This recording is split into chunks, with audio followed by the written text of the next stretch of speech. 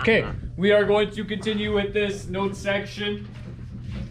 Again, building on all the different aspects of liberalism, we're going to continue with the economic aspects. We have capitalism now.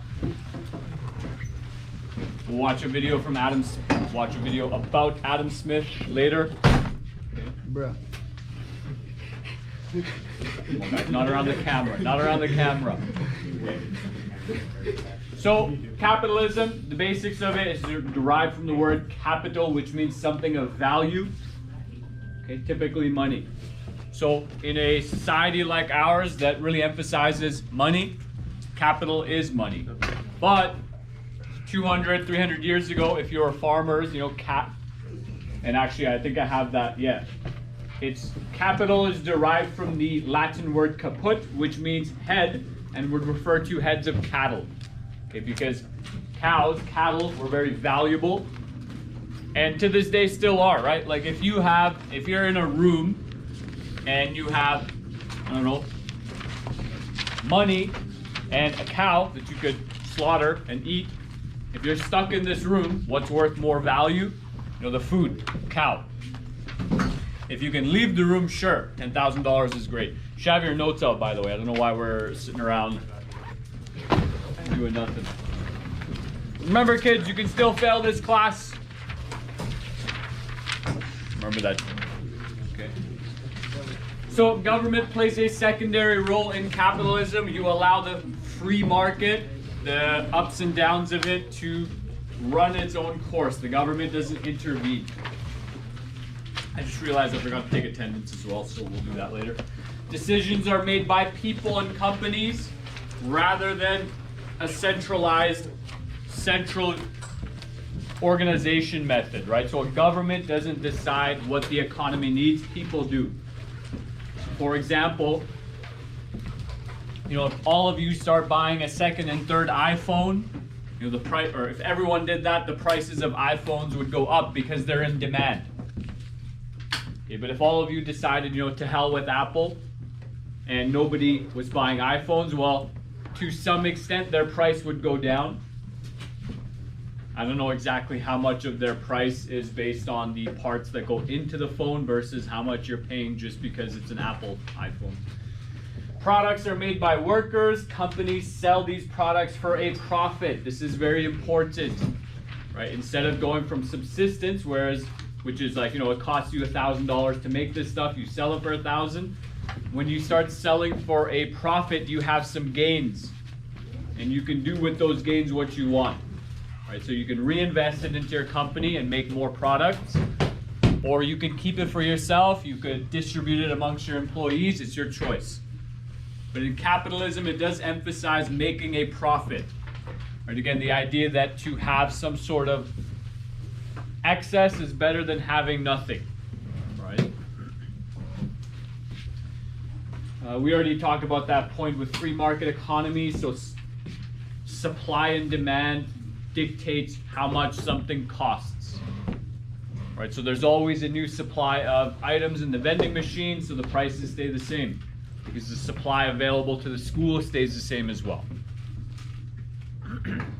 I don't know how many of you remember at the start of COVID when people were clearing out all the toilet paper and other things, and then people were selling those afterwards for an increased price.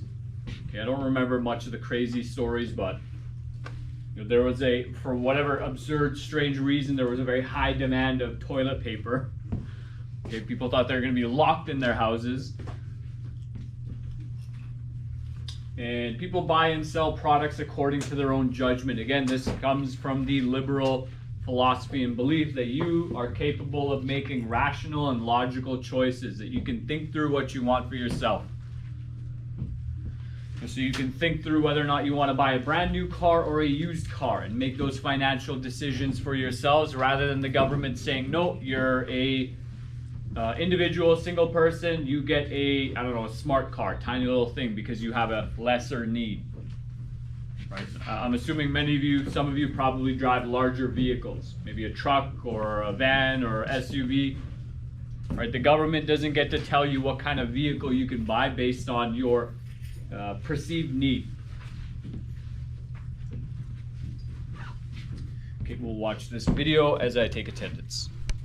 Okay, so that video is quite good, very well put together. I like that page quite a bit. Some of the main issues that were discussed: specialization with capitalism, and particularly as is seen when societies went from hunter-gatherer to agrarian, which basically means hunter-gatherer, they're hunting things, they're moving around constantly, to agrarian, which means they were settled, they made cities, and they were farming their food. When you have more people, you can specialize functions in society. So what that means is basically if you're surviving on an island with 4 people, well, all 4 of you should probably do very similar things. But even then, you can break it down. One person can go looking for food, one person can go make a shelter, one person can go get firewood, and then the 4th person, whatever else other task needs to be done. The more people there are, the more specialization you see. And so what Adam Smith wrote about and argued for was that rather than having an individual, let's say particularly if you're making boots, rather than having one person make the entire boot, because that takes a lot of time, have several people make an individual part and then put it together. That way you get to hire more people. You get to give more people a job and a task to do. Interestingly enough, this concept is also loosely mentioned in the Bible. So I don't know how many of you are familiar with the story of Moses in Exodus, when the Hebrews left from Egypt. When they did that, essentially what the Bible writes is that Moses was made to be a judge over the people. And his father-in-law said to him that, you shouldn't do this. What you should do is give a degree of accountability, responsibility, and ownership to several people in the community and let them be judges over themselves. So he's basically saying that one person can't do this job. Have 10 people do it, 15 people do it. Select amongst the Hebrews, the Israelites, people who can judge and rule over them. Right? So that's the same idea of specialization. That instead of having one person do the whole task, split it among several people. Right? You split the responsibility down the ladder. Okay? Consumer capitalism. So part of the left-wing, more modern liberal, collectivist side of the argument is that what do you do when you have people, weaker members of society? How do you deal with them? And what I mean by that is, what do you do when 10% of your population is homeless? I was just chatting about this topic with a friend. Out of curiosity, what do you think leads people to homelessness? Just raise your hand. What did you say? Yeah, substance abuse. Could be alcohol, could be drugs. Actually, they're both drugs. So, substance abuse. What else leads to homelessness? Like a hard home life can, like if the parents don't support the kids. Some sort of childhood trauma, right? Makes it difficult for you to make good decisions. When you're broke. Not having money leads to homelessness. That's for sure. Fire? Yeah, fire, right? So there's several reasons, right? Mental health as well. There are several reasons that lead to homelessness. It's not just, these people don't have houses. If we just gave them a house, that would solve the problem, right? And if someone has trauma, if they have addiction, solving that problem is very difficult. But what Adam Smith talked about is that if you have extra money in your society, that's a good thing because you can deal with problems. You can actually solve these issues rather than saying, those people who are really rich, they should feel guilty about having all that money because they have so much and some people have so little. One of the conversations I mentioned in my grade 9 class, some of you were there present, is again, 2 people could have the same job, but they don't produce the same result. Okay, and that's very commonly seen on sports teams. Okay, there are, 15 people in each NBA team, but there's always one top scorer. Same with hockey, same with whatever. There's always 1 to 4 people who are going to produce the most results. So should we tell those people, hey, you should stop? You know, should we tell Connor McDavid, that's his name, right? Connor McDavid to like sit on the bench because other guys need to score points as well? You're shaking your head, yes. Why? Because Connor McDavid sucks, right? Maybe we don't like him. Why would you say You know, another Connor we could talk about, Conor McGregor. People get upset that this fighter gets paid so much money. But when you look at how many pay-per-views people buy when he goes to fight, it's like, of course he's going to get paid money. Look at how many people tune into the show. So again, this idea that having surplus wealth can be used to look after weaker members of the society.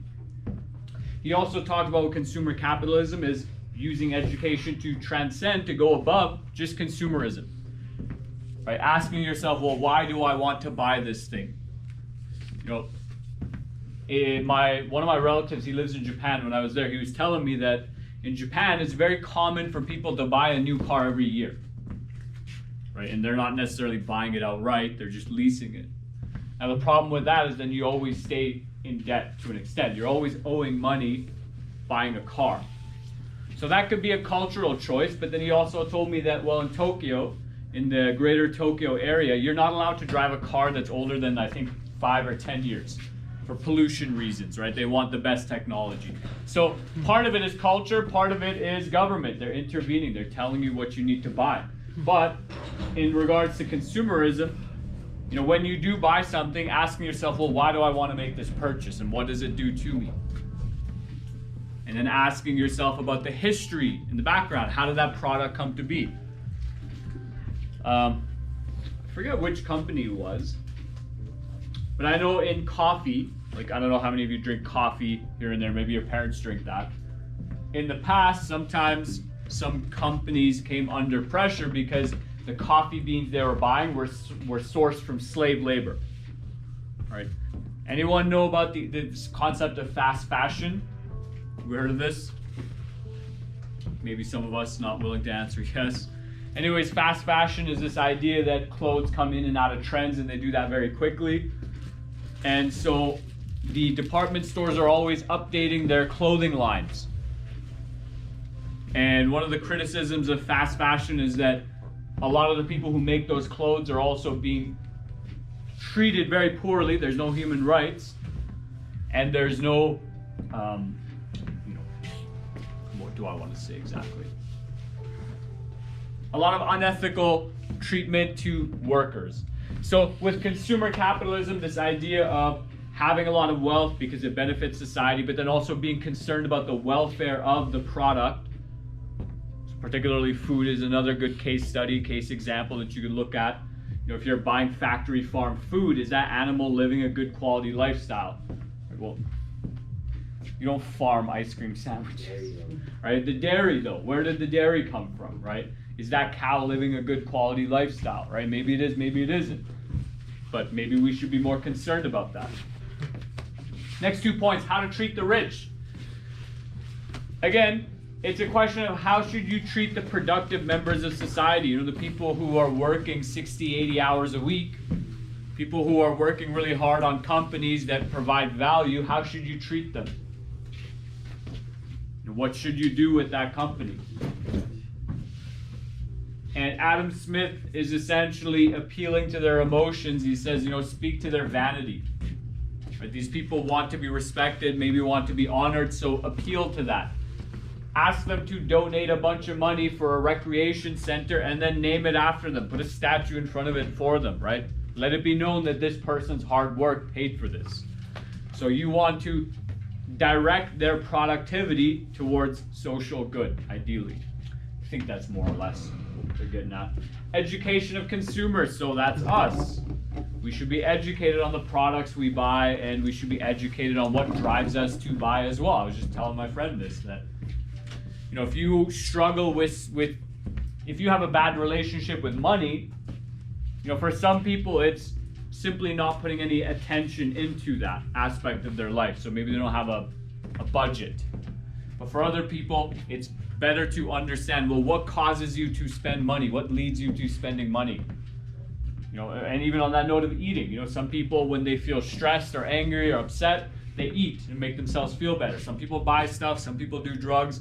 People have a variety of reasons, a variety of methods of dealing with emotions they don't want to deal with.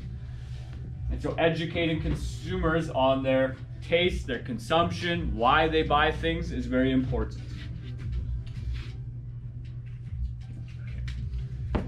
So looking at Adam Smith, The Wealth of Nations, his book, some main points here.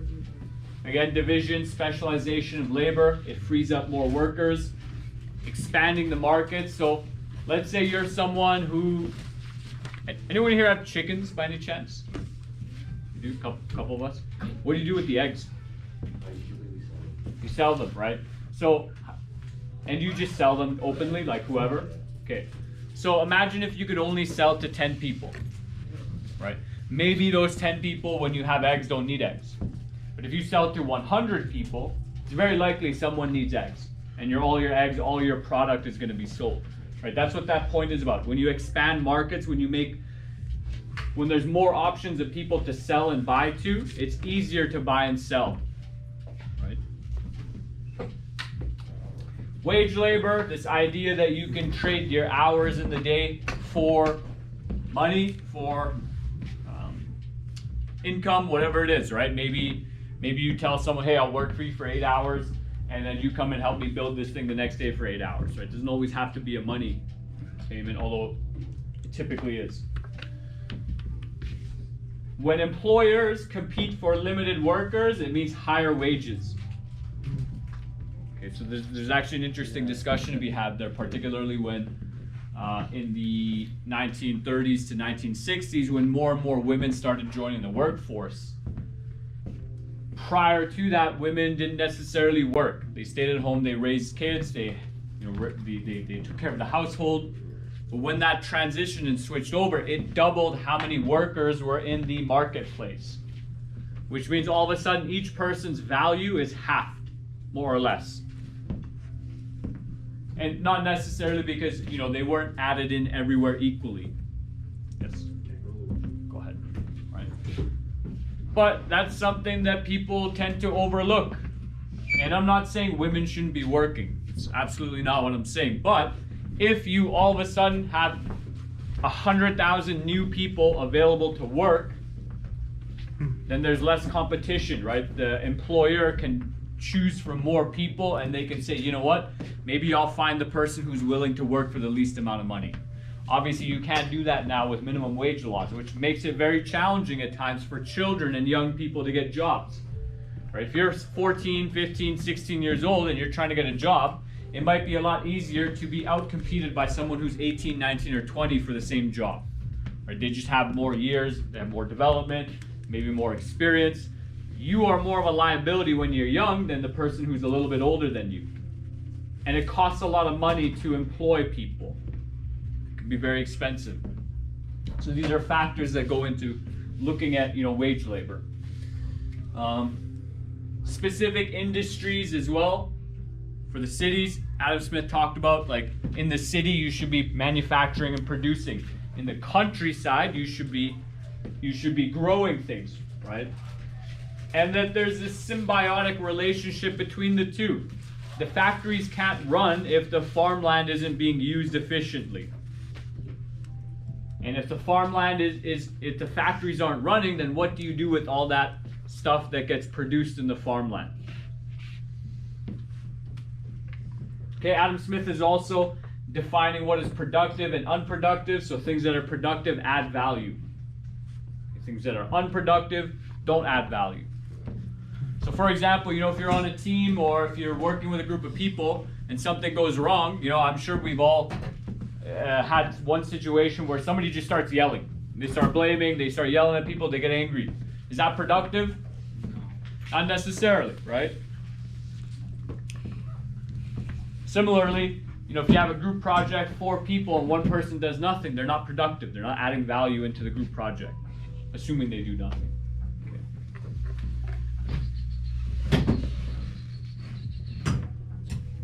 Okay. Apparently, Adam Smith also spoke about scalable taxes, but I'd have to do more research on that note. But depending on your earnings, they tax you some more. Okay.